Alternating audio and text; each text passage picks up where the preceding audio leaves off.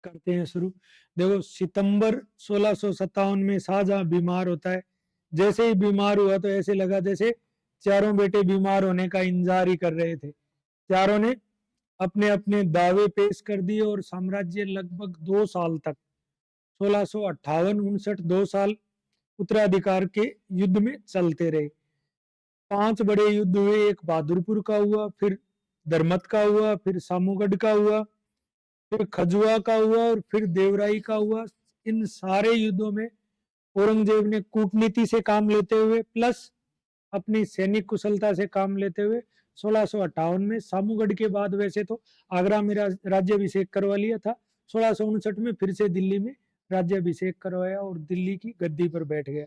औरंगजेब के साथ ही मुगल साम्राज्य की एक नई नई चीजों की शुरुआत होती है। पहली तो ये कि जो अकबर के समय में जो राजपूत मुगल साम्राज्य के मजबूत आधार स्तंभ थे उनके साथ संबंध खराब हो जाते हैं। ठीक है, तो स्पेशली मारवाड़ के साथ और मेवाड़ के साथ लंबी लड़ाई चलती है।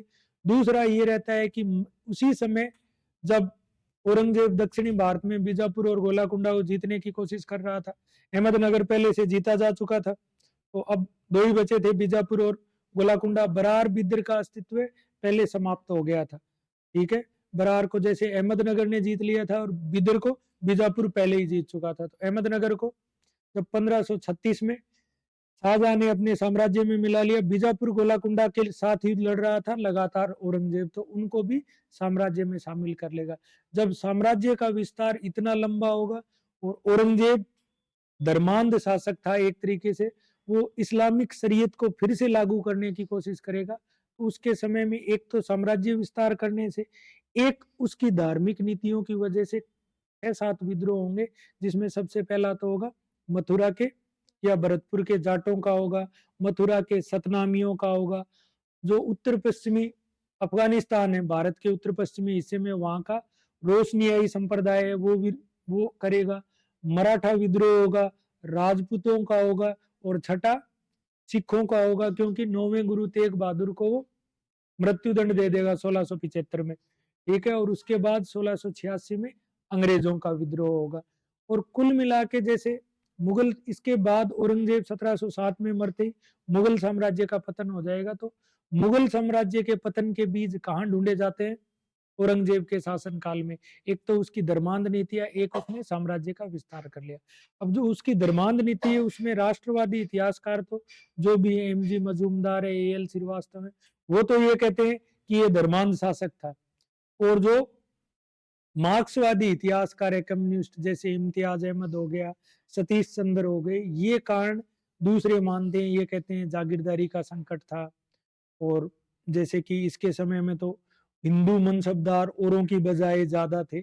लेकिन कुल मिला के मुगल साम्राज्य का जो पतन हुआ औरंगजेब के बाद में तीव्र गति से, उसमें औरंगजेब का शासनकाल एक इम्पोर्टेंट पड़ाव है। शुरुआत करते हैं उत्तराधिकार युद्धों से। देखो, उत्तराधिकार युद्धों की शुरुआत कैसे हुई? उत्तराधिकार युद्ध,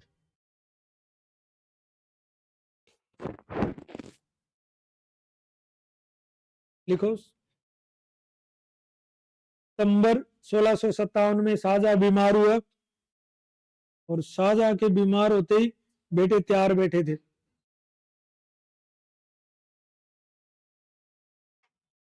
1657 है ना। देखो, उत्तराधिकार युद्ध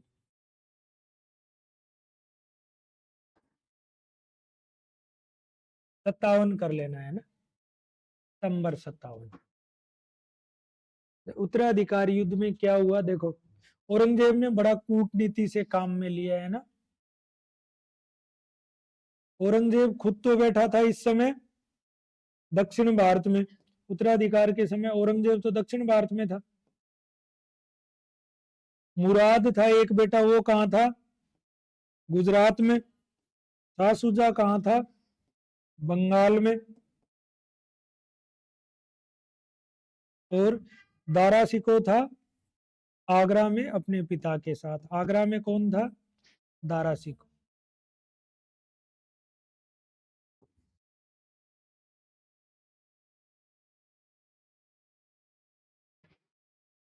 अब क्या हुआ?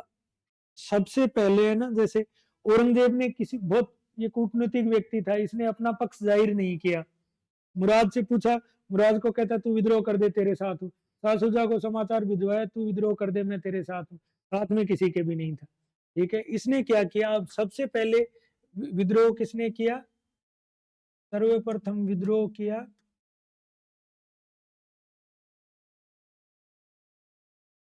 शाह शुजा ने।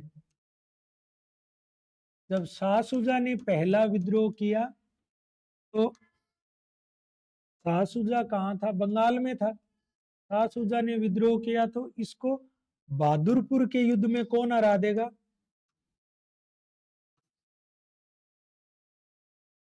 होगा जिसमें अपना जो जयपुर वाले मिर्जा राजा जयसिंह थे वो, और सुलेमान सिको, ये इनके मनसबदार थे। तो आमेर के मिर्जा राजा जयसिंह प्लस सुलेमान सिको मुगल सेनापति था, ये दोनों मिलके किसको हरा देंगे, शाह शुजा को हरा देंगे।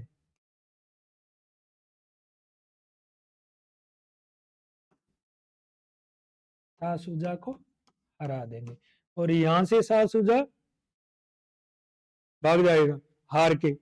अब औरंगजेब संपर्क करेगा मुराद से, मुराद को ये कहेगा तू और मैं भाई भाई हैं और देखते हैं, चलो चलते हैं दिल्ली। ये क्या करेंगे, अब अगला युद्ध होगा, पहला तो हो गया बहादुरपुर का युद्ध।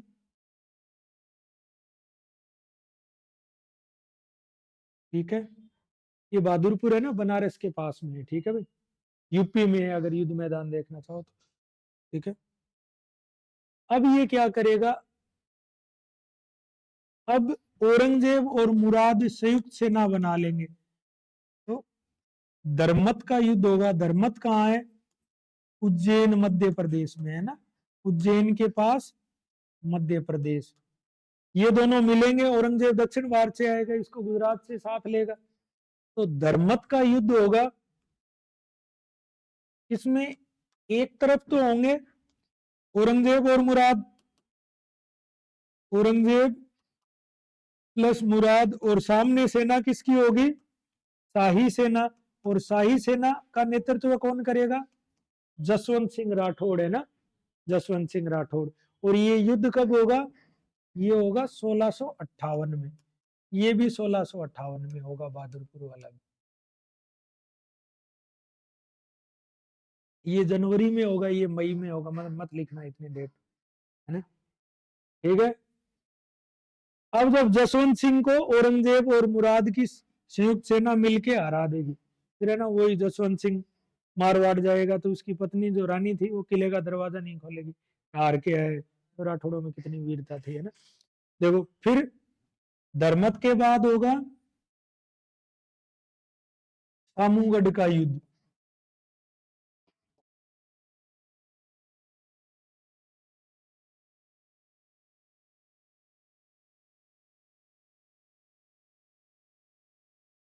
अब इस सामूगढ़ के युद्ध में क्या होगा कि सेम यही औरंगजेब प्लस मुराद की सेना होगी। सामूगढ़ यूपी में है भैया ना, यूपी में। सेम यही औरंगजेब प्लस मुराद होंगे और ये किसको हरा देंगे, शाही सेना को हरा देंगे। और शाही सेना किसके नेतृत्व में लड़ रही होगी, दारा सिकोह। ये है 1659 का।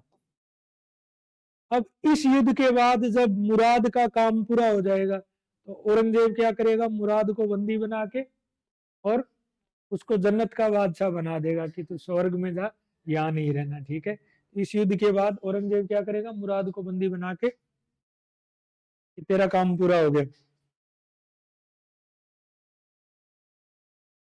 देखो, कभी भी है ना, ये सारी चीजें समझनी हो तो आप किसी शासक का व्यक्तित्व समझो। इतनी विजयों का काम कौन कर रहा था, अलाउद्दीन खिलजी कर रहा था। उसने ना चाचा को छोड़ा, जो उसके खिलाफ विद्रोह करते थे उनको बुलाता था प्यार से, या दूसरे राजा के जो कोई पक्ष के होते थे उनको कहते मिल जाओ मेरी तरफ और तुम्हें इनाम दूंगा। बाद में कहता था तुम उसके ही नहीं हुए तो मेरे क्या होगे। ठीक वैसे उसने सिकंदर सानी की उपाधि दुनिया को जीतने के लिए, भाई का भी यही था, पूरे दक्षिण भारत को जीतने के लिए लड़ रहा था। दक्षिण भारत को जीतूंगा, फिर उधर जो मराठे शक्तिशाली हो रहे थे शिवाजी के नेतृत्व में, फिर मराठों को हराऊंगा। ठीक है, तो जो इतना साम्राज्यवादी शासक होता है उसके लिए ये रिश्ते नाते कुछ नहीं होते। ठीक है ना, मुराद का काम तमाम कर देगा। अब बचे 2 दारा सिकोह और शाह शुजा। ठीक है, अब फिर चौथा युद्ध होगा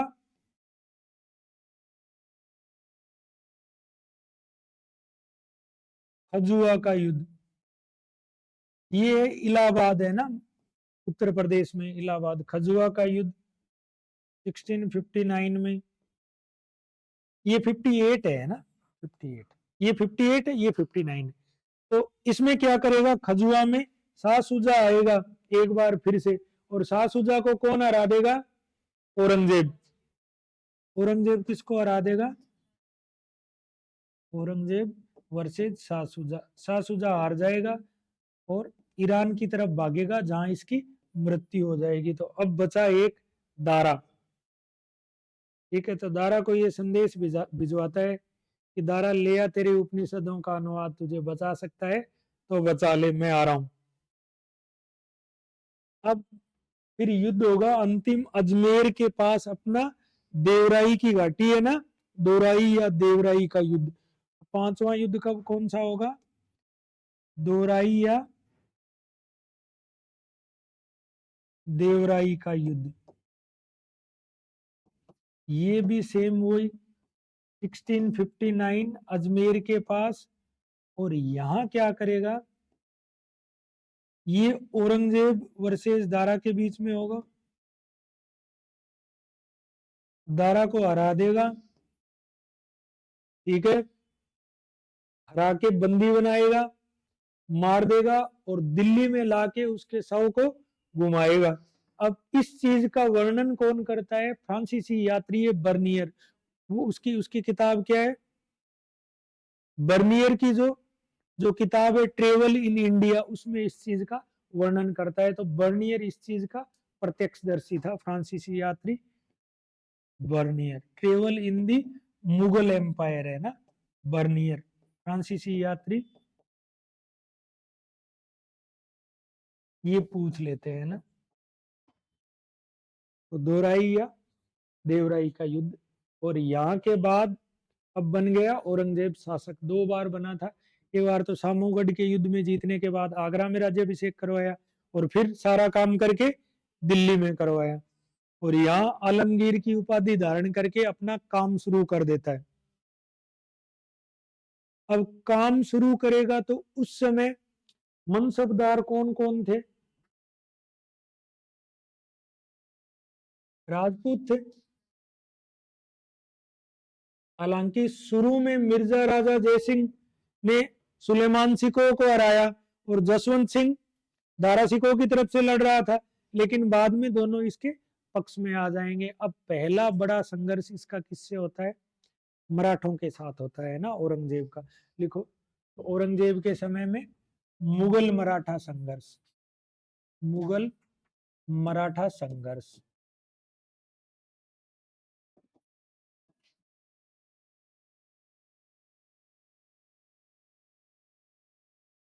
देखो, ये बीजापुर और गोलाकुंडा को है ना, मेंस वाले लिख लेना।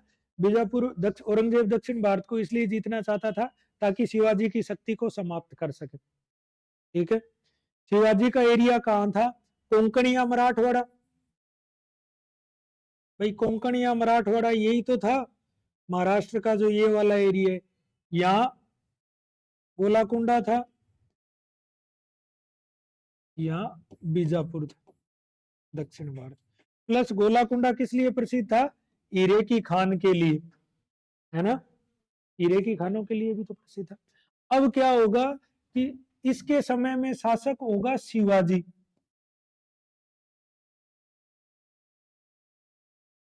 ठीक है, शिवाजी शासक होगा, और शिवाजी का समय क्या है, 1640 से 80। अब शिवाजी को ये हराने के लिए किसको भेजेगा, पहले तो भेजेगा 1660 में शाइस्ता खां को, है ना। तो शिवाजी के विरुद्ध किस किस को भेजेगा? शाइस्ता खां।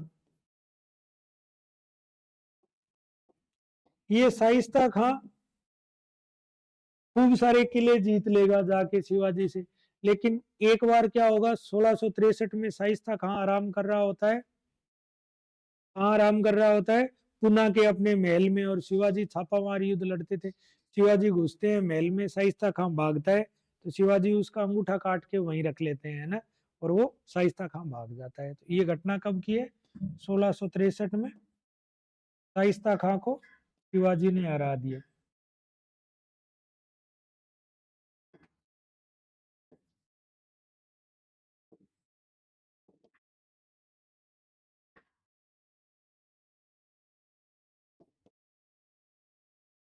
फिर जो अफजल खान जो होता है ना, जिसको बगनक से मार देते हैं शिवाजी, आगे पढ़ाऊंगा तो बताऊंगा। फिर बीजापुर का सुल्तान अफजल खान को भेजता है। अफजल खान क्या बहुत लंबा तगड़ा आदमी होता है, तो शिवाजी मराठों, थोड़ी हाइट कम थी शिवाजी की, तो अफजल खान का दोस्त गले मिलते हैं, जैसे दोनों ये कहते हैं कि हम अकेले मिलेंगे, तो शिवाजी कपड़ों के नीचे तो जो कवच पहन के गए थे और हाथ में लोहे के बने बकनक, तो वो अफजल खान क्या आंतड़ियां बाहर निकाल देंगे। शिवाजी बहुत मतलब बहुत कुशाग्र बुद्धि व्यक्ति और जबरदस्त लड़ाका थे, तो मराठा साम्राज्य की स्थापना हो पाई। तो शाइस्ता खां को हरा देगा। फिर किसको भेजेगा औरंगजेब? मिर्जा राजा जयसिंह को। दूसरा कौन जाएगा? मिर्जा राजा जयसिंह। और ये कब जाएगा? 1664 में। जयसिंह क्या करेंगे? चोटी के योद्धा थे। देखो, आपके किसी के हिंदी लिटरेचर हो तो बिहारी जी थे इनके राज्य कवि, बिहारी सतसई, वो लिखता है, दोहा लिखता है इसको कि हिंदू राजा से क्यों लड़ रहा है। चलो, मिर्जा राजा जयसिंह जाएंगे। मिर्जा राजा जयसिंह शिवाजी को लगातार हराते रहेंगे। तो 1665 में दोनों के बीच में कौन सी संधि होगी? पुरंदर की संधि होगी, जिसमें शिवाजी को अपने 4 लाख हूण, हूण उनकी मुद्रा थी, आय वाले 23 पहाड़ी किले किसको सौंपने पड़ेंगे? औरंगजेब को। और वो शिवाजी को इस बात के लिए तैयार कर लेगा, औरंगजेब तुझे नुकसान नहीं पहुंचाएगा, आगरा दरबार में पेश हो जा। तो मिर्जा राजा जयसिंह के प्रयासों से क्या होगी? शिवाजी को हरा देगा वो। हरा देगा मतलब एक एक करके पहाड़ी किले जीतने शुरू कर देगा, तो संधि हो जाएगी। संधि कौन सी होगी? पुरंदर की संधि। पुरंदर की संधि ये कब होगी? ये होगी 1665 में, 22 जून 1665 है ना, मत लिखना जून में, 1665 में होगी। ठीक है, अब इस संधि की शर्तें क्या होगी? शिवाजी को कितने किले सौंपने पड़ेंगे?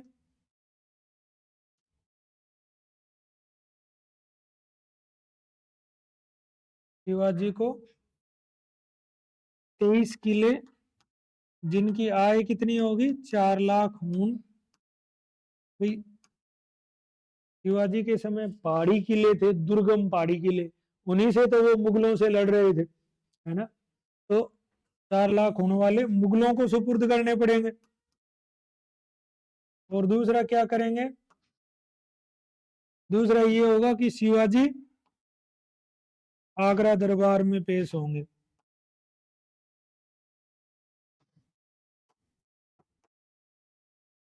शिवाजी होंगे आगरा दरबार में पेश। यहां क्या करेगा कि मिर्जा राजा जयसिंह समझा बुझा के ले तो आया, लेकिन शिवाजी को दरबार में, अब जो मनसबदारी व्यवस्था आगे मुगल प्रशासन में पढ़ेंगे, अकबर ने लागू करी थी।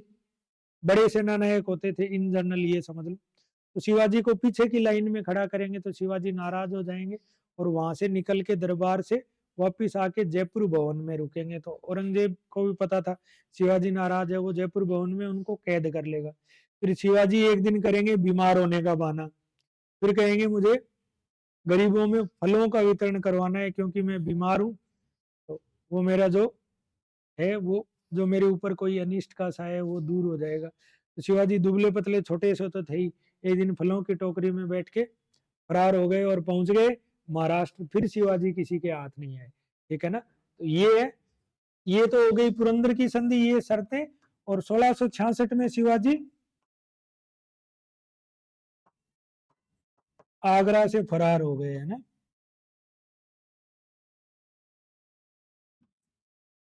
और यहाँ आके उन्होंने एक एक किले को वापस जीतना शुरू किया, फिर रायगढ़ में अपना राज्याभिषेक करवाएंगे, है ना।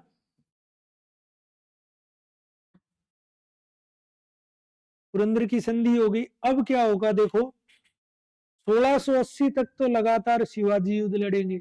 शिवाजी के बाद में शासक कौन बनेगा, उनका बेटा बनेगा संभाजी। 1680 से 1689 तक। संभाजी क्या है, थोड़ा असावधान या मतलब असावधान या लापरवाह तरह का व्यक्ति था। उसको औरंगजेब पकड़ लेगा संभाजी को, और पकड़ के उसका जो सेनापति होगा साथ में कवि कलश, उन दोनों को फांसी लटका देगा। और शिवाजी का जो बेटा होगा उसको ले जाएगा साहू को अपने साथ, ठीक है। साहू को बहादुर शाह फ्री करेगा बाद में, ठीक है।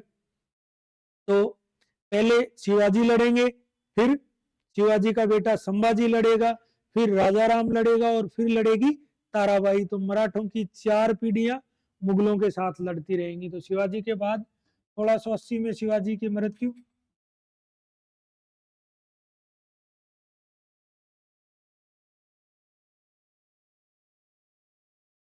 ठीक है। फिर 1680 से लेके 89 तक कौन लड़ेगा, संभाजी। संभाजी की मृत्यु के बाद आ जाएंगे उसका भाई राजा राम, और राजा राम के बाद उसकी पत्नी आ जाएगी ताराबाई।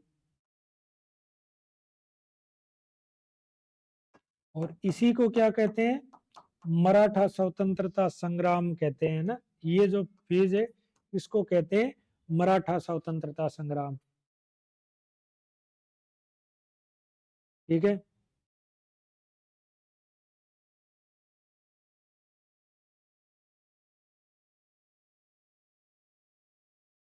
ना। इसी दौरान क्या करेगा, लिखो, शिवाजी औरंगजेब लिखो। औरंगजेब 1686 में बीजापुर को, और 1687 में गोलाकुंडा को जीतकर अपने साम्राज्य में मिला लेगा। बीजापुर को 1686 में, और 1687 में गोलाकुंडा को जीतकर साम्राज्य में मिला लेगा। और इसी को औरंगजेब की दक्षिण भारत की नीति कहते हैं। और इसके लिए ये कहा जाता है, इधर देखो मेरी तरफ, फ्रांस की क्रांति हुई 1789 में। राजतंत्र को उन्होंने हटाया, राजतंत्र को हटाया, फिर 2-3 तरह के शासन आए। 1799 में प्रकट हो जाता है नेपोलियन, और नेपोलियन 1804 में बन जाता है फ्रांस का सम्राट। सम्राट बन के स्पेन में जहां गृह युद्ध चल रहा था वहां का राजा बना देता है अपने भाई फिलिप को। और ये बात स्पेन की जनता को पसंद नहीं आती, और कुछ वो महाद्वीपीय प्रणाली लागू करता है, तो पूरा यूरोप उसके खिलाफ हो जाता है। वहां से नासूर, जो कहते हैं ना, नासूर जो कभी ठीक नहीं होता है ऐसा गाँव। तो इसलिए ये कहते हैं कि औरंगजेब की दक्षिण भारत की नीति उस प्रकार उसके लिए नासूर सिद्ध हुई जैसे स्पेन नेपोलियन के लिए हुआ था। लिख लो एक लाइन। अब आपको ये ध्यान है, उत्तर भारत के जिस भी राजा ने दक्षिण भारत को जीता है उसका हालात खराब हुआ है, ठीक है। लिखो, जिस प्रकार स्पेन का नासूर औरंगजेब के लिए, नेपोलियन के लिए इलाज साबित हुआ था, स्पेन का नासूर औरंगजेब नेपोलियन के लिए लाइलाज साबित हुआ था, वैसे ही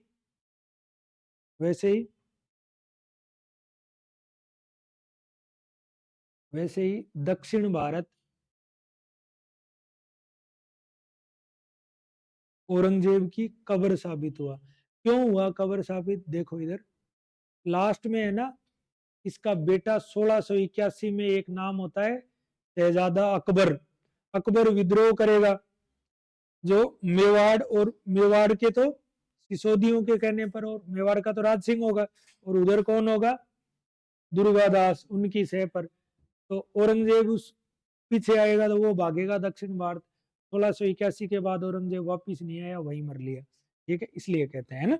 दक्षिण भारत में फिर वो इसी दौरान बीजापुर गोलाकुंडा को भी हरा देगा। तो मुगल साम्राज्य के पतनों के एक कारण में औरंगजेब की दक्षिण भारत नीति। ठीक है, देखो अब क्या होगा, दक्षिण भारत नीति हो गई, मराठों के साथ संबंध हो गए। अब बात करते हैं राजपूतों के साथ कैसे संबंध थे, है ना, औरंगजेब के राजपूतों के साथ संबंध। औरंगजेब के राजपूतों के साथ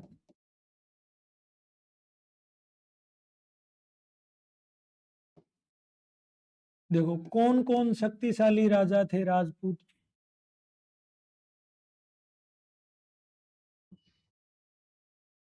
एक तो थे आमेर का मिर्जा राजा जयसिंह, आमेर का जयसिंह कछुआ, इसके साथ तो संबंध ठीक रहे, इसको किससे लड़ा दिया, शिवाजी से लड़ा दिया। ठीक है, इससे संबंध खराब नहीं हुए। खराब किससे हुए, मारवाड़ का कौन था उस समय शासक, मारवाड़ के थे जसवंत सिंह राठौड़, मूणोतनेंसी जिनका दरबारी था ना, जसवंत सिंह राठौड़।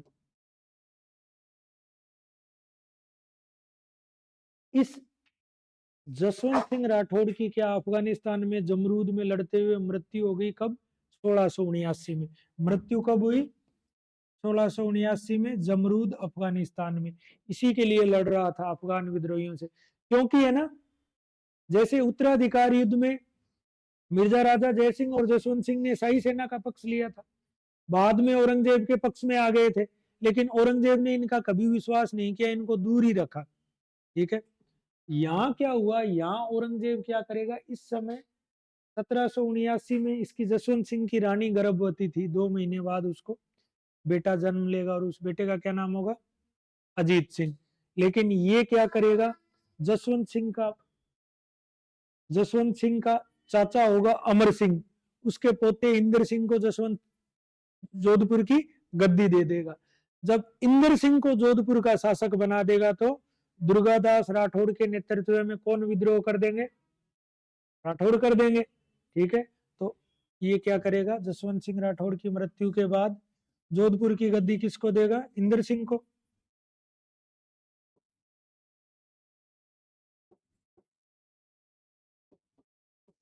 तो यहां विद्रोह कौन करेगा, विद्रोह करेगा दुर्गादास राठौड़, और किसको शासक बनाने तक, अजीत सिंह को। और इसके लंबे चरण चलेंगे, ये चलेगा 1707 तक, 1681 से लेके 1707 तक चलेगा ये संघर्ष, है ना। कब से कब चलेगा ये संघर्ष, 1681 से 1707 तक, जिस दिन औरंगजेब मर नहीं जाएगा। अब मुझे जोधपुर के राठौड़ों का समझ नहीं आता, ये इनका स्वभाव है ना थोड़ा, सारे इस तरीके के थे। तो ये बाद में अजीत सिंह दुर्गादास राठौड़ को क्या कर देगा, निर्वासित कर देगा। और कर्नल टोड क्या कहता है दुर्गादास राठौड़ को, राठौड़ों का यूलिसीज, क्योंकि यूलिसीज जो था ना वो यूनान का वीर योद्धा था, राठौड़ों का यूलिसीज।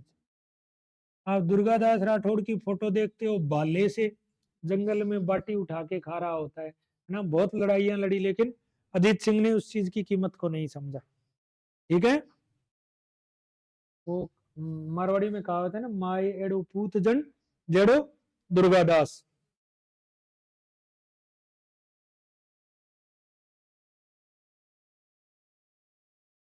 ठीक है, अब देखो इनसे संबंध खराब हो गए। अब अजीत सिंह का मामा कौन था, मेवाड़ का राज सिंह था, इस समय शासक, है ना, मेवाड़ का राज सिंह। तो मेवाड़ के किससे संबंध खराब हो गए, राज सिंह से। और प्लस औरंगजेब की धर्मांध नीतियों के चलने के कारण भी, औरंगजेब की नीतियां क्या थी, धर्मांध थी। प्लस किशनगढ़ की एक राजकुमारी थी चारुमती, उससे विवाह करना था, औरंगजेब को कर लिया राज सिंह ने, तो एक विवाद ये भी था। तो प्लस राज सिंह की रिश्तेदारी किससे थी, अजीत सिंह से, मामा जी थे, है ना। तो इस वजह से भी इनसे भी संबंध खराब कर ले। इसमें एक लाइन जोड़ लेना, मेंस के हिसाब से लिखना है ना, कौन मामा था कौन भांजा था, ये मेंस में काम नहीं आएगा, मेंस में तो ये काम आएगा। इस प्रकार अकबर ने लिखो, इस प्रकार अकबर ने मुगल साम्राज्य को स्थायित्व प्रदान करने के लिए और मुगल साम्राज्य को स्थायित्व प्रदान करने के लिए एवं एवं साम्राज्य विस्तार के लिए जिस मुगल राजपूत मैत्री का प्रारंभ किया था उसे औरंगजेब अपनी धर्मांधता के कारण खो देगा। और बाद में देखना, यही राजपूत है ना, इनकी ईंट से ईंट बजा देंगे ना, बजा देंगे।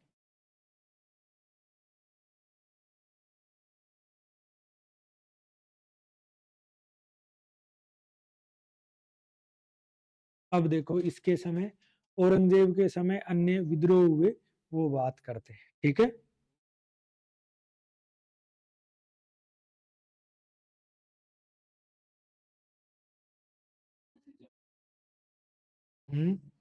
औरंगजेब ने 3 मंदिर तुड़वाए। एक तो माननीय प्रधानमंत्री जी जाते हैं, काशी या बनारस का जो विश्वनाथ मंदिर है वो।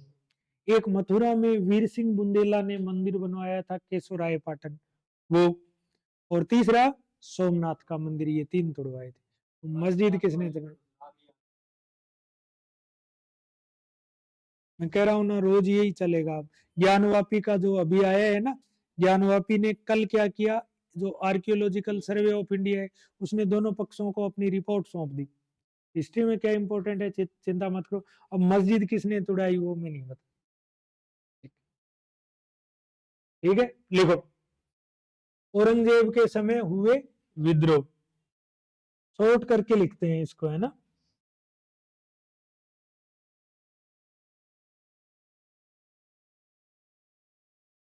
औरंगजेब के समय हुए विद्रोह।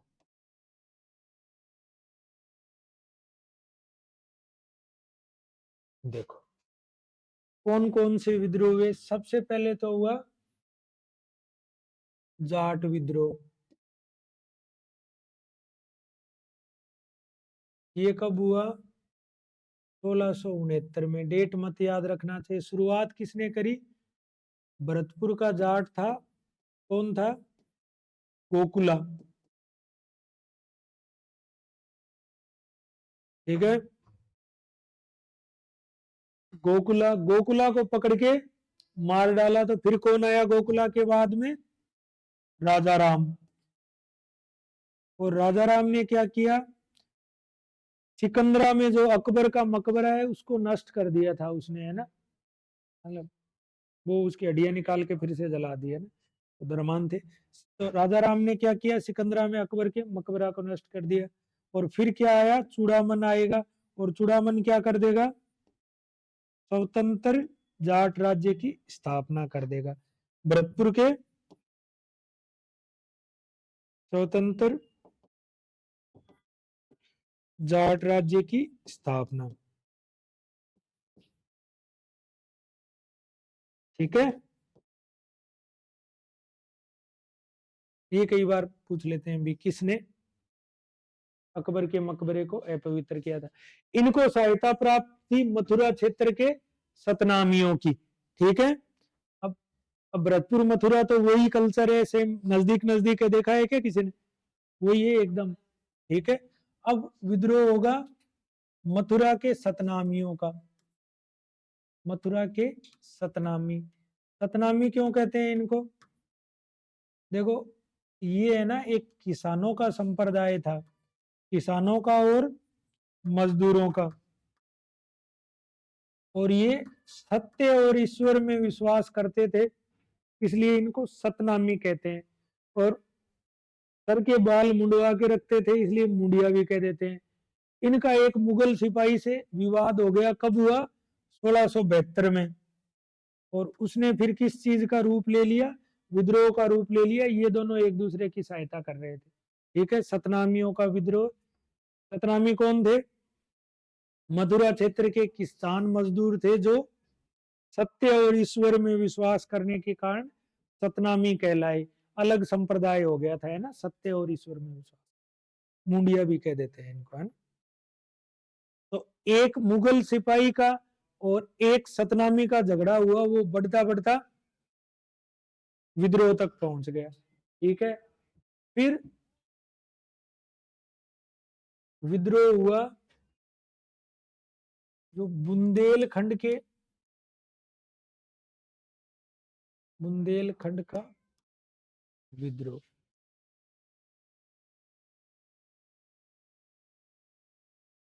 यहाँ के थे बुंदेलों का विद्रोह भी कह देते हैं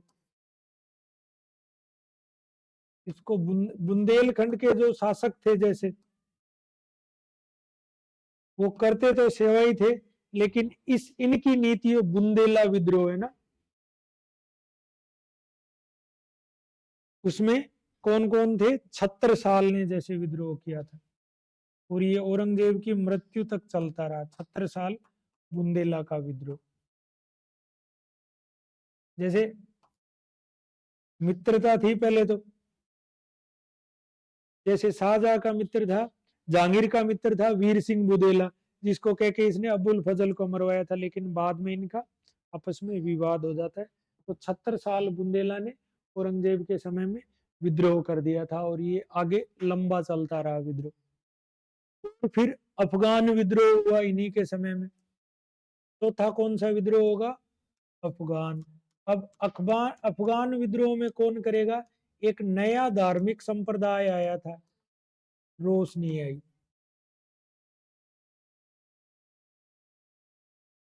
उसका नाम था रोशनियाई संप्रदाय। और इन्होंने भड़काया किसको? अफगानों को। तो ये विद्रोह हुआ। रोशनियाई रोशनियाई नवीन धार्मिक संप्रदाय की प्रेरणा से अफगानों ने विद्रोह कर दिया। अब अफगानों के विद्रोह को दबाना बहुत मुश्किल होता है ना। तो कौन कौन नेता थे? बागू और अकमल खान, दो नेता थे इस विद्रोह के, बागू और अकमल खान। रोशनियाई नया संप्रदाय था, है ना, बागू और अकमल खान। अफगान विद्रोह। नवीन धार्मिक संप्रदाय रोशनियाई की प्रेरणा से अफगानों ने अपने नेता बागू और अकमल खान के नेतृत्व में विद्रोह कर दिया। देखो, जाटों का हो गया, मथुरा के सतनामियों का हो गया, बुंदेलखंड का हो गया, अफगानों का हो गया, और किस किस का होगा? और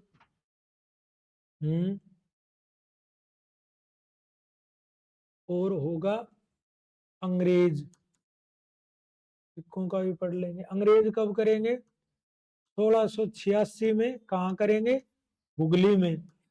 और औरंगजेब इनको कूट पीट के हुगली से बाहर भगा देगा, क्योंकि औरंगजेब बहुत शक्तिशाली था। हुगली बंगाल में करेंगे।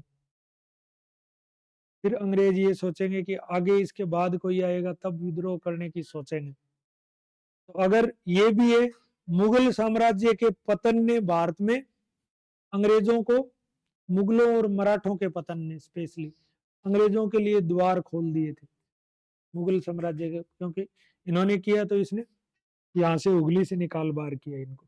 हालांकि अंग्रेज हमेशा बहुत बड़ी नौसैनिक शक्ति थे, लेकिन मुगल साम्राज्य का इतना बड़ा नाम था, किसी की हिम्मत नहीं होती थी।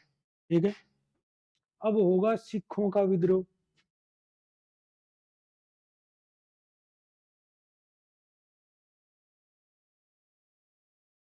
देखो, सिखों से तनावपूर्ण संबंध चलते आ रहे थे। तीसरे गुरु अमरदास और चौथे गुरु रामदास के संबंध अकबर के समय में बहुत अच्छे थे। लेकिन बाद में शाहजहां का विवाद किससे हुआ? गुरु हरगोविंद से एक बाज उड़ के चला गया था, गुरु ने देने से मना कर दिया। और यहाँ विवाद किससे होगा? सिखों के 9वें गुरु होगा गुरु तेग बहादुर से। तो औरंगजेब का विवाद किससे होगा? तेग बहादुर से। सिखों के 9वें गुरु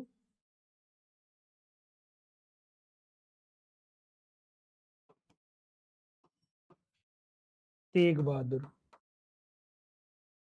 और तेग बहादुर को ये इस्लाम स्वीकार करने के लिए कहेंगे तो सिख ठहरे, वो स्वीकार नहीं करेंगे तो ये क्या करेगा? गुरु तेग बहादुर जो 9वें गुरु थे, 1675 में इनको मृत्यु दंड दे देगा। और इसके बाद में आएंगे, तेग बहादुर जी के बाद में आएंगे 10वें गुरु गुरु गोविंद सिंह। और गुरु गोविंद सिंह जी सिखों को लड़ाका के रूप में परिवर्तित कर देंगे। और ठीक है, वो खालसा पंचमकार वो सिखों के इतिहास में पढ़ेंगे। ठीक है, ये क्या करेंगे? ये लगातार लड़ाई लड़ेंगे औरंगजेब के विरुद्ध 1708 में अपनी मृत्यु तक। हालांकि औरंगजेब 1707 में मर जाएगा। इनके कोई अफगान छुरा भोंक देगा दक्षिण भारत में। ठीक है, वहां सेप्टिक होने की वजह से 1708 में इनकी मृत्यु हो जाएगी। और वो इन्होंने ये अपनी बात आदि ग्रंथ को गुरु बनाने की बात कही। कच केस कड़ा कृपाण और कंग वो यूज करना बताया, कंगा पंचमकार दिए। और कि मेरे बाद कोई गुरु नहीं होगा, गुरु पद खत्म कर दिया और खालसा की स्थापना करी। मतलब सिखों को लड़ाकू दलों के रूप में स्थापित कर दिया। ठीक है, तो ये विद्रोह हुए थे। एक हो गया जाट विद्रोह, 2 हो गया मथुरा के सतनामी, 3 बुंदेलखंड, 4 अफगान, 5 अंग्रेज, 6 सिख, 7 राजपूत जो पहले पढ़ चुके, और 8वां किसका होगा? मराठों का। इतने विद्रोह जिसके हो रहे हैं वो उसका साम्राज्य ठीक रह सकता है क्या? राजपूत और मराठे अपन पढ़ चुके। अब लिखो औरंगजेब की धार्मिक नीति। औरंगजेब की धार्मिक नीति पूछ लेते हैं, औरंगजेब के समय में कौन कौन से विद्रोह हुए थे। ठीक है, अब लिखो औरंगजेब की धार्मिक नीति। धार्मिक नीति क्या थी? देखो, इसने शासन किया इस्लामिक शरीयत के अनुसार। शासन का आधार क्या बनाया? इस्लामिक शरीयत। शरीयत इस्लामिक कानून होता है ना। शासन का आधार इसने क्या बनाया? इस्लामिक शरीयत बनाया। इस्लामिक शरीयत बनाया तो देखो ये है ना, इतना इस्लाम में, मूल इस्लाम में क्या कहा गया है कि ना तो मदिरा पीनी, ना कोई इत्र का प्रयोग करना, ना कोई संगीत का सुनना, ना कोई शराब पीना। तो उसको कट्टर सुन्नी क्या कहते थे? जिंदा पीर कहते थे, है ना। क्योंकि ये इस्लामिक नियमों को अक्षर से पालन करता था। जिंदा पीर इस्लामिक नियमों का अक्षर से पालन करने के कारण। और शाही दरवेश क्यों कहते थे?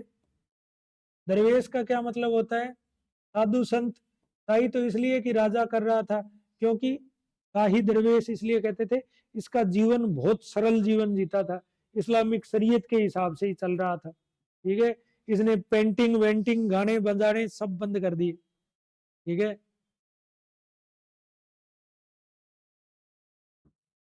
तो इसके टाइम में आर्ट एंड आगे पढ़ेंगे, आर्ट कल्चर में कोई काम नहीं होगा, है ना। इसके समय में लोग एक दिन दुखी होके तबले और तानपुरे की शव यात्रा निकाल रहे थे, तो औरंगजेब उनको कहता है इतना गहराई में दफनाना कि इनकी आवाज नहीं आ जाए मुझे। ठीक है ना, तो मूल इस्लाम इसने शरीयत के हिसाब से। तो ना चित्रकला हुई इसके समय में, कोई विकास नहीं हुआ, कोई काम नहीं हुआ। अपनी वाइफ का सुगला सा इसने ताजमहल की घटिया नकल औरंगाबाद में मकबरा जरूर बनाया। ठीक है, तो ये था। अब इसने क्या किया? 1679 में क्या किया? हिंदुओं पर जजिया कर लगा दिया, क्योंकि वो मूल इस्लाम में।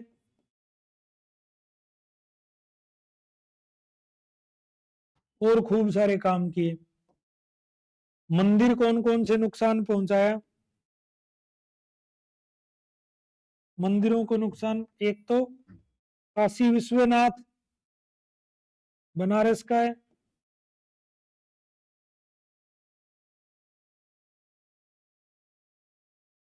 और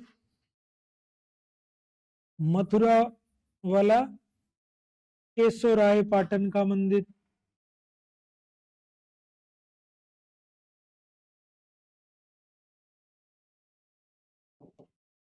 और सोमनाथ मंदिर। और ऐसा भी कहते हैं कि इसने ये लिखित आदेश निकाल दिया कि मुगल साम्राज्य में जितने भी हिंदू मंदिर है तोड़ दिए जाएं। अब इस पर दो पक्ष है, लेकिन कितने ही पक्ष हो, जो ऐतिहासिक तथ्य बदलते थोड़ी है, बिल्कुल इसने किया था, एक सीमा तक किया था। और शासक इन चीजों को अपने लिए राजनीतिक उपयोग लेते हैं। अब ये शरीयत के हिसाब से शासन चला रहा था तो इसने किया होगा। ऐसा कहते हैं कि इसने 1669 में ये आदेश जारी किया कि मेरे साम्राज्य में जितने भी मंदिर हैं वो तोड़ दिए जाएं। लेकिन इस नीति का नुकसान इसको क्या हुआ? इस नीति का नुकसान ये हुआ कि वो एक जो वल्लभ संप्रदाय के राजस्थान में जितनी भी पीठ है, जो नाथद्वारा में है, कोटा वाली है, मदन मोहन जी, श्रीनाथ जी वाली है, वो वल्लभ संप्रदाय के लोग क्यों भागे थे? क्योंकि औरंगजेब मंदिर तोड़ रहा था तो वो वहां से राजस्थान की ओर भागे। तो वो रथ गाड़ी वहां जाके जब रुक गई तो उन्होंने वहां वहां वो अपने वल्लभ संप्रदाय के विग्रह स्थापित कर दिए। ठीक है, तो राजस्थान में जो है ना, श्रीनाथ जी का है, कोटा का मदन मोहन जी वाला है ना, वो सारे के सारे उसी समय के मंदिर हैं श्रीनाथ जी के।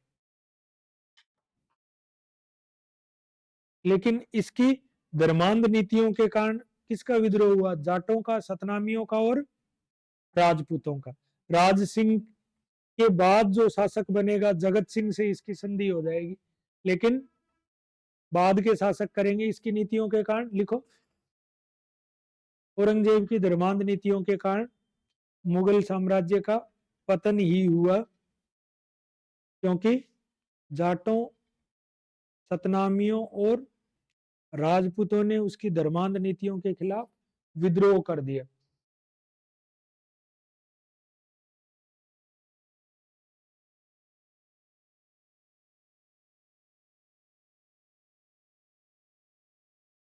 ठीक है, अब कल से हम पढ़ेंगे लेटर मुगल्स। 1707 में इसकी मृत्यु हो जाएगी, दक्षिण भारत में ही होगी, बुरहानपुर के पास में इसकी कबर है। 1707 में औरंगजेब की मृत्यु हो जाएगी। फिर लेटर मुगल्स पढ़ेंगे, फिर मुगल साम्राज्य के पतन के कारण पढ़ेंगे। ठीक है।